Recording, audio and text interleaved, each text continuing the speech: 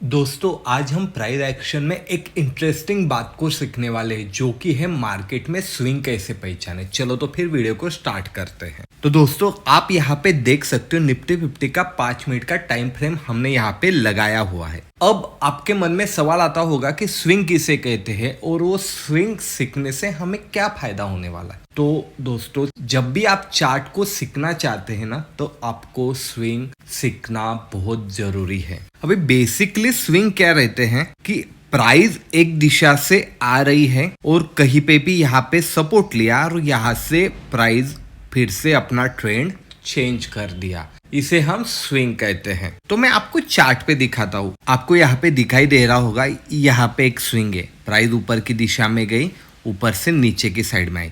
अभी नीचे की साइड में आएगी, यहाँ पे भी हमें एक स्विंग देखने को मिल रहा है। प्राइस फिर से ऊपर की दिशा में गई, यहाँ पे भी एक स्विंग दिखाई दे रहा है। प्राइस फिर से नीचे की दिशा में आने लग गई। तो अब ये स्विंग को हम किस प्रकार यूज कर सकते इंट्राडे ट्रेडिंग के लिए, इसलिए हमने यहाँ पे 5 मिनट की चार्ट पैटर्न लगाया हुआ है। स्विंग को समझने के लिए हमें प्राइस के नेचर को समझना जरूरी है। आपने हमेशा देखा होगा प्राइस अप ट्रेंड में रही तो प्राइस जिगजैग करते हुए ऊपर की दिशा में जाती है। प्राइस डाउन ट्रेंड की रही तो प्राइस जिगजैग करते हुए नीचे की साइड में आती है। प्राइस सडनली एक स्ट्रेट लाइन के जैसे ऊपर की दिशा में जाती नहीं है। कभी कभी एक दो कैंडल बिग बिग बन जाती है, पर प्राइस का नेचर ये नहीं है। ये अनयूजुअल है, यानी कभी कभी हमें देखने को मिलता है, पर प्राइस का नेचर हमें ये हर बार देखने को मिलता है। जो प्राइस का नेचर हर बार हमें देखने को मिलता है उसे कभी हमने समझ लिया तो हमें ट्रेड करने में आसानी होने वाली है। जैसे कि यहाँ पे हम देख सकते प्राइस ओपन हुई, फर्स्ट कैंडल है, ऊपर की साइड में गई, ऊपर की साइड में एक स्विंग बनाया। स्विंग बनाया यानी क्या, जैसे प्राइस ऊपर की साइड में गई तो यहाँ पे कई सेलर एक्टिवेट हो गए। सेलर ने प्राइस को नीचे की साइड में पुश करने की कोशिश की तो प्राइस एक बिग कैंडल बना के नीचे की साइड में आ गई। अभी नीचे की साइड में आने के बाद यहाँ पे प्राइस ने टाइम स्पेंड किया और फिर से ऊपर की दिशा में जाने को तैयार हो गए। सेलर फिर से एक्टिवेट हुए और यहाँ से एक स्विंग हमें मिला। तो अभी ट्रेड करते समय हमें सबसे पहले दो स्विंग आइडेंटिफाई करने जरूरी है, जो कि है ये फर्स्ट स्विंग और ये सेकंड स्विंग। ये स्विंग हमारे काम के है या नहीं काम के है हमें किस प्रकार पता चलने वाला है, क्योंकि तो छोटे छोटे जैसे कि यहाँ पे भी आप देख सकते हो बहुत ही नैरो रेंज में स्विंग बनते हुए दिखाई दे रहे। ये हमारे काम के का, ये स्विंग हमारे कुछ काम के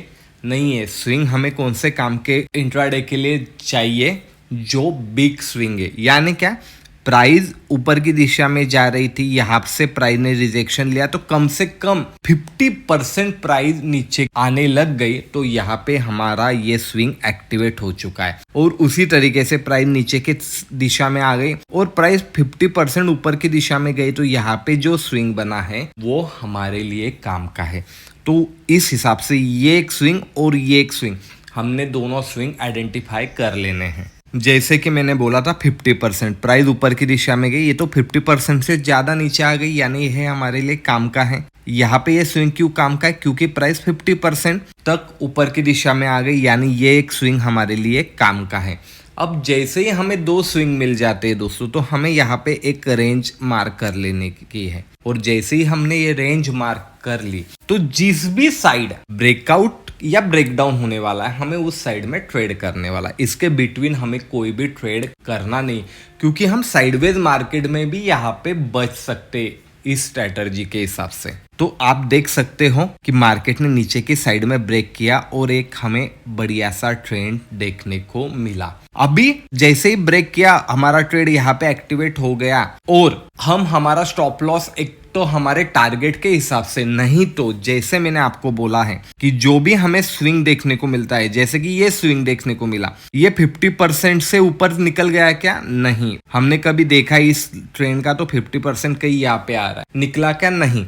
तो हमें हमारा स्टॉप लॉस यहाँ पे लेना नहीं है। आप स्टॉप लॉस फेल कर सकते हो स्विंग पे, पर हमें हमारा स्टॉप लॉस यहाँ पे लेना नहीं है दोस्तों। इस हिसाब से हमें ट्रेड करना है। अभी आप बोलोगे खाली ये एक ही दिन काम कर रहा है, नहीं दोस्तों, मैं आपको दिखाता हूँ। पिछले ही दिन जाते हैं, यहाँ पे हम पिछले दिन को देख रहे हैं। अभी हमें यहाँ पे भी स्विंग आइडेंटिफाई करना। मैंने क्या बोला, 50% प्राइस वहां से रिकवर होनी चाहिए। फर्स्ट कैंडल है, प्राइस ऊपर की दिशा में आई, ये एक स्विंग मिला। क्यों? क्योंकि प्राइस डाउन तक आ गई। तो उसके बाद में हमें यहाँ पे ये स्विंग मिला। क्यों? क्योंकि प्राइस 50% यहाँ पे ऊपर की साइड में चली गई। तो अभी हमें क्या करना है, 2 लाइन यहाँ पे लगा लेने हैं। क्यों लगा लेने हैं? क्योंकि हमें यहाँ पे एक रेंज चाहिए। यहाँ पे नीचे की साइड की लाइन है, ये ऊपर की साइड की। तो आप देख सकते हो प्राइस इसके बीच में ही रहा। मैंने आपको बोला था 2 स्विंग मिलने के बाद हमें उसके बीच में कोई भी ट्रेड करना नहीं है। जैसे कि यहाँ पे आप देख सकते हो ब्रेकआउट हुआ और एक ट्रेड यहाँ पे हमें देखने को मिला। मार्केट में मोमेंटम रही तो हमें यहाँ पे बिग ट्रेड भी देखने को मिलने वाले, जैसे कि यहाँ पे हम देख सकते हैं। और मार्केट में मोमेंटम ही नहीं है तो भी ट्रेड कंफर्म मिलेगा, पर वहां पे ज्यादातर पॉइंट हमें नहीं मिल सकते। और आपको एक पीछे के दिन लेके जा रहा हूं मैं। अभी यहाँ पे भी हमें ये फर्स्ट कैंडल है, यहाँ पे एक स्विंग मिला। क्यों मिला? क्योंकि आप देख सकते हो 50% के ऊपर तक प्राइस ने रिकवर किया। और यहाँ पे हायर पे एक स्विंग मिला। क्यों? क्योंकि प्राइस ने फिर से यहाँ पे एक पुल बैक लिया। तो हमें क्या करना है, ये दोनों स्विंग को मार्क कर लेना है। कर लिया। जैसे ही रेंज ब्रेक हुई तो आप देख सकते हो यहाँ पे क्रॉस चेक हुआ और बिग मोमेंटम हमें मिली। तो इस हिसाब से दोस्तों हम स्विंग को अंडरस्टैंड करके हम अपनी स्ट्रैटेजी बना सकते हैं। इसके लिए पिछला दिन देखने की ज्यादातर जरूरत नहीं, क्योंकि हम इंट्राडे देख रहे हैं और 5 मिनट का टाइम फ्रेम देख रहे। कभी आपको ये स्विंग में भी सीखना होगा तो कमेंट जरूर कीजिएगा। आपके कभी कमेंट आई ना दोस्तों, तो स्विंग ट्रेडिंग में हम इसे किस प्रकार इस्तेमाल कर सकते हैं बिग टाइम फ्रेम पे, यानी 1 आवर, 1 डे, 1 वीक के कैंडलस्टिक पैटर्न में हमें इसे किस प्रकार आइडेंटिफाई करना है, क्योंकि वहां पे कुछ अलग अलग स्ट्रैटेजी यूज करनी पड़ती है। कभी आपको ये कंसेप्ट अच्छी लगती होगी तो आप जरूर कमेंट कीजिएगा। और मैं आपको पिछले एक दिन लेके जा रहा हूं। देखो दोस्तों, मैं रैंडमली नहीं कोई सा भी चार्ट ओपन किया, मैंने एक ही चार्ट को पकड़ा है और एक ही चार्ट को मैं पीछे लेके जा रहा हूं। क्यों लेके जा रहा हूं?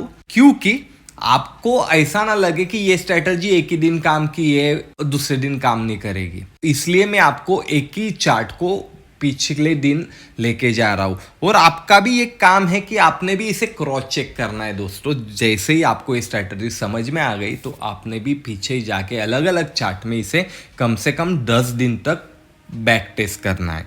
तो यहाँ पे हमें प्राइस ओपन होती हुई दिख रही है। प्राइस ने यहाँ पे एक स्विंग बनाया क्योंकि प्राइस यहाँ से ऊपर की साइड में निकल गई, ऊपर गई। यहाँ पे एक स्विंग बनाया क्योंकि 50%, मैंने आपको बोला 50% कम से कम रिकवर होनी चाहिए। तो 50% रिकवर हो गई। जैसे कि मैंने आपको बोला है, दोनों स्विंग को अपने को खींच लेने का है। और जैसे ही ब्रेक होता है, जो कि यहाँ पे दिखाई दे रहा, तो आप देख सकते हो एक ट्रेड यहाँ पे मिला, पुल बैक लिया माप प्राइस ने, पर फिर से वहां से ऊपर की साइड में प्राइस निकल गई है दोस्तों। इस प्रकार ये स्ट्रैटेजी काम कर रही। सिंपल है, जितना आप सिंपल चार्ट को रोकोगे जितना आप ज्यादा प्रॉफिट कर सकते हो दोस्तों। और इस स्ट्रैटेजी को और सीखना चाह रहे हो तो कमेंट जरूर कीजिएगा, मैं इसका सेकंड पार्ट जल्दी ही लाऊंगा। वीडियो कभी अच्छा लगता होगा तो मार्केट मंच चैनल को सब्सक्राइब भी कीजिएगा और लाइक शेयर कमेंट जरूर कीजिएगा दोस्तों। मिलते हैं अगले वीडियो में। धन्यवाद।